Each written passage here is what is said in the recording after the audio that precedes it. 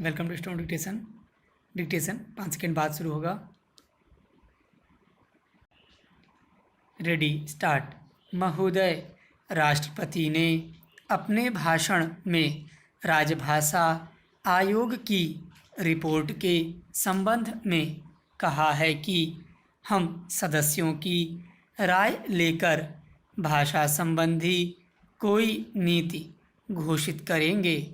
मैं समझता हूँ कि भाषा का प्रश्न इतना जटिल नहीं था जितना कि उसको बना दिया गया है। इस जटिलता को लाने में जहाँ उन लोगों का हाथ है जो सरकार में नहीं हैं, वहाँ इसमें भारत सरकार की भी बड़ी जिम्मेदारी है। मुझे वह दिन याद है जब मैं छोटा था और देश गुलाम था। उस वक्त महात्मा गांधी हिंदी के संबंध में चर्चा करते थे और उनकी कृपा के फलस्वरूप और उनके प्रयास के फलस्वरूप सभी प्रांतों में हिंदी की सभाएं खोली गईं और वहाँ हिंदी का प्रचार किया गया। उस समय हम अंग्रेज़ों के गुलाम थे और अंग्रेज़ों ने ही हमारी राजभाषा अंग्रेज़ी घोषित कर रखी थी। तब हम अंग्रेज़ी से दूर थे और हिंदी के निकट थे, लेकिन आज जब हमारी अपनी सरकार है, अपना शासन है, हम हिंदी से दूर होते चले जा रहे हैं। एक समय था जब देश में हिंदी के संबंध में एक मत था।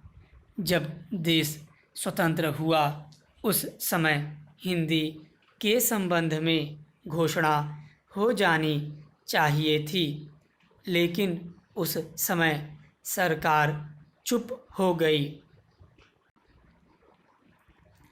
अब जो देर हो रही है, इससे भाषा संबंधी समस्याएं बढ़ती जा रही हैं। मैं नम्रता के साथ सदन के सदस्यों के सम्मुख यह निवेदन करना चाहूँगा कि कितनी विचित्र स्थिति है कि आज हमको अंग्रेजी भाषा का मोह पैदा हो रहा है। आज हिंदी देश की मुख्य भाषा है, इसमें कोई दो मत नहीं हो सकते। यह सबसे अधिक बोली जाने वाली भाषा है। आज इसका विरोध बढ़ता जा रहा है। कुछ ऐसी बातें हो रही हैं जिससे मालूम होता है कि हिंदी का विरोध प्रादेशिक भाषाओं से है, लेकिन ऐसा नहीं है।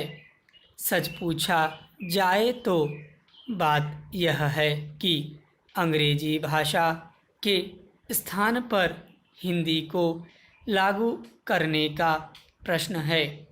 प्रांतों में काम प्रादेशिक भाषाओं में हो, किंतु केंद्र में तो हिंदी भाषा भाषियों को और कुछ जो अहिंदी भाषा भाषी लोग हैं उनको यह गलतफहमी हो रही है कि हिंदी वाले बलपूर्वक हिंदी को राजभाषा बनाना चाहते हैं, लेकिन इसमें कोई इस प्रकार का प्रश्न नहीं है। यह तो केवल आपस में समझने का प्रश्न है। किसी स्वतंत्र देश में ऐसा नहीं है। महोदय, राष्ट्रपति के अभिभाषण में राष्ट्र की दशा का जो भी चित्रण किया गया है, उसे देखकर भविष्य के बारे में जनता के मन में अच्छे जीवन की आशा उत्पन्न होना कठिन है। अभिभाषण में अधिक बल शासन ने अभी तक जो कुछ किया है उसकी ओर दिया गया है, जबकि यह सदन और राष्ट्र की जनता आज हमारे सामने जो संकट खड़े हैं उनका निराकरण किस प्रकार किया जाएगा, इसके संबंध में मार्गदर्शन की आशा करती थी। राष्ट्र जीवन के भिन्न भिन्न क्षेत्रों में सरकार द्वारा अपनाई गई नीतियों के जो परिणाम हुए हैं वे हमारे सामने हैं और मुझे यह देखकर बड़ा दुख हुआ है कि राष्ट्रपति महोदय के अभिभाषण में राष्ट्र की सुरक्षा के लिए, एकता के लिए जो नए नए संकट खड़े हो रहे हैं उनका कोई उल्लेख नहीं किया गया है। कुछ ही दिन हुए हमारे रक्षा मंत्री ने एक भाषण में कहा था कि भारत 100% सुरक्षित नहीं है।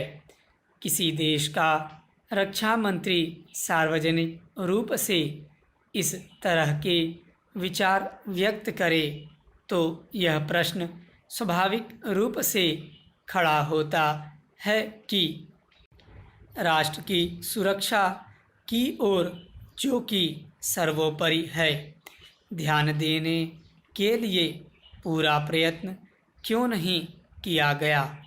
सभी जानते हैं कि सुरक्षा के लिए जो भी संकट है वह हमारे पड़ोसी से है और वह पड़ोसी आणविक शस्त्रों की मांग कर रहा है। वे शस्त्र किसके विरुद्ध काम में लाए जाएंगे, इसके संबंध में किसी को संदेह नहीं है, किंतु प्रश्न है क्या हमारा सैनिक बल, हमारा साज सामान किसी भी आक्रमण का सफलतापूर्वक सामना करने में समर्थ है।